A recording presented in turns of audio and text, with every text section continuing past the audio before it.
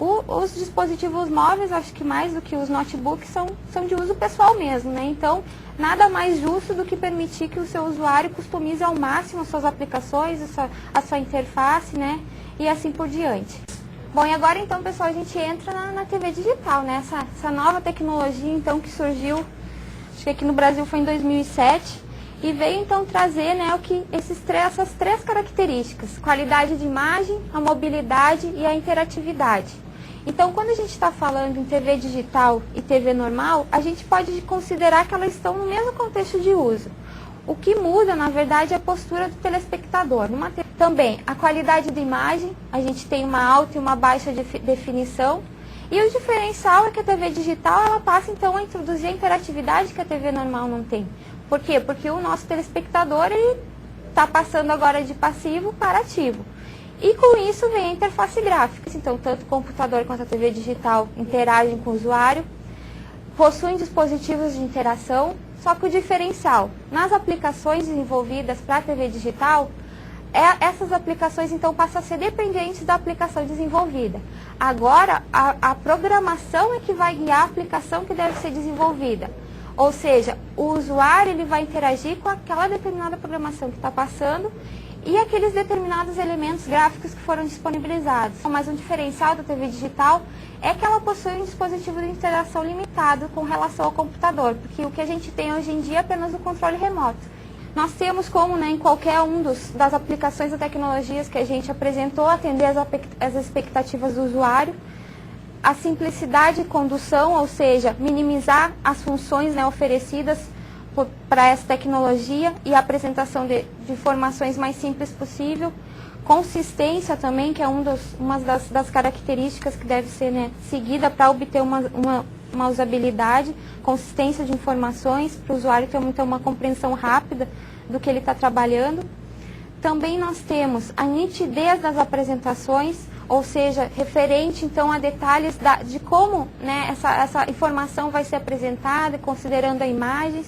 E também, em consequência disso, a gente tem que ter uma legibilidade, né, dessas informações, que na verdade vem trazer, né, que as informações elas devem então ser dispostas de uma maneira adequada, com fontes adequadas, as imagens, né, visíveis.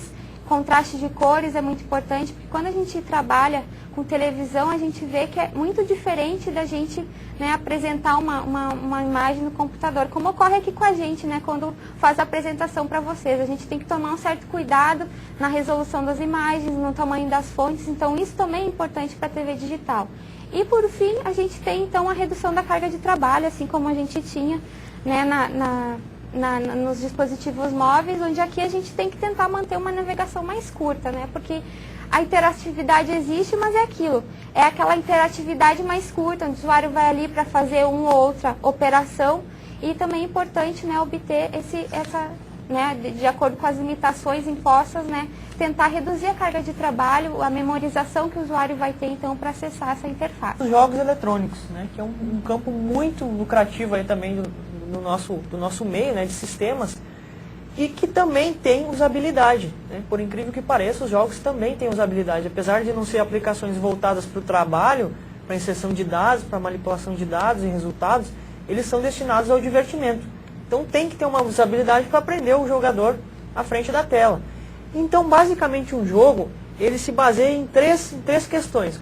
A jogabilidade é o quê? É o enredo do jogo, né? Todo o objetivo que o jogador tem naquela aplicação, os cenários, tudo isso envolve o mundo onde o personagem vai estar inserido. Isso é a jogabilidade de um game. Nós temos também a interface. Então a interface, como a gente já viu desde as primeiras aulas, ela é um meio que o jogador utiliza para se comunicar com a aplicação. Então sejam os joysticks, sejam por meio de voz, por meio de câmeras, são os equipamentos que nós vamos utilizar para interagir com o jogo. Nós temos também a mecânica do jogo.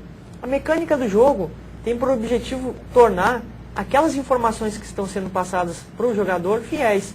Ou seja, se você está num ambiente 3D, você não pode atravessar paredes, você não pode simplesmente sair voando, tem a gravidade.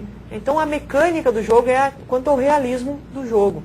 E isso é oferecido pela chamada engines, os motores gráficos, que são ferramentas que os desenvolvedores utilizam para desenvolver o jogo, que já fazem todo esse tratamento aí necessário para a mecânica do jogo. A gente também tem algumas recomendações. A primeira delas, então, mantenha a suspensão da descrença, ou seja, mantenha o jogador na história. Quando a gente fala em jogo, a gente fala na narrativa do jogo, na história que está por trás. Isso é muito importante quando a gente vai desenvolver um jogo. E manter o usuário no jogo, ele é uma consequência de como foi definida toda essa narrativa, toda essa história. Então é muito importante, né, para a usabilidade, que o jogador se sinta imerso então, naquele mundo que ele tá atuando nesse momento. Enfatize a exploração e o descobrimento. Ou seja, apresente sempre coisas novas ao usuário, cenários novos, itens novos. Como apresentar isso? Isso então envolve a usabilidade. Apresente isso de maneira clara, que não deixe o usuário confuso, mas não deixe, né, de apresentar esses itens para um usuário num jogo. Seguindo então, nós temos, permita que os jogadores deixem o jogo. Essa questão, né, ela vem sendo explorada desde as outras tecnologias, ou seja, ter o controle ao usuário, não deixe sem saber o que fazer ou preso em alguma ação. Digamos, vocês devem ver muito em jogos aqueles vídeos introdutórios. Tem jogos que não deixam você passar o vídeo, o usuário se sente preso, o usuário não gosta disso. Então essa é uma dica muito importante. Faça com que o usuário conduza o andamento do jogo, não bloqueie as ações dele. Principalmente, né, Luciana, em jogos que a gente sabe que são full screen, então não tem janela, não tem como fechar, então deixar claro para o jogador como que ele pode sair daquele ambiente. Né? Que às vezes não Uma acontece. tecla, ESC, F1, deixar claro como ele pode sair do jogo. E por fim, então, a última recomendação que a gente selecionou seria providenciar objetivos de curto prazo. A gente sempre, às vezes, pensa, né, que os objetivos a longo prazo vão deixar o usuário mais preso ao jogo, mas isso não é verdade. Porque tendo vários objetivos a curto prazo, o usuário não vai se sentir entediado e vai então resolver passo a passo até alcançar o seu objetivo final. Então é muito importante, né, que esses objetivos sejam definidos de maneira clara, simples e não tediosa, né, para o usuário. A realidade virtual, então, é a sucessora das interfaces em janela que nós temos hoje. Por quê? Porque ela não usa mais o conceito de mouse, menu, botão e janela. Ela já usa o conceito de um ambiente 3D onde o usuário está inserido dentro. Então, nesse sentido, a realidade virtual, que é um termo até antagônico, né? Você juntar realidade com virtual e criar um novo conceito, ela é baseada em 3 questões. A primeira delas é a interface avançada. Ou seja, você não tem janelas, ícones e menus, você tem objetos 3D e um mundo virtual onde você passeia por ele, onde você anda. Para que você possa interagir com esse mundo virtual, então você vai ter que ter o quê? Os dispositivos de interação. Então, nós temos a interação, né, que é o outro quesito da realidade virtual, e nós temos também a questão da imersão. Então, nós temos a interface avançada, a interação, que é como você vai interagir com esse mundo virtual, você vai poder pegar objetos 3D, movimentar coisas, tocar em superfícies, tudo que você faz naquele ambiente influencia em como a coisa vai evoluir. E aí você tem a questão da imersão. A imersão é o quanto o usuário se sente dentro daquele ambiente. É a sensação de presença, né? E para isso, você então tem que fazer uso de alguns equipamentos especiais, que tem como objetivo o quê? Isolar o usuário do mundo real, isolar ele do mundo real e inserir ele totalmente no mundo virtual. É interessante, né, pessoal, vocês identificarem que a interface muda, a interface gráfica passa a ser 3D.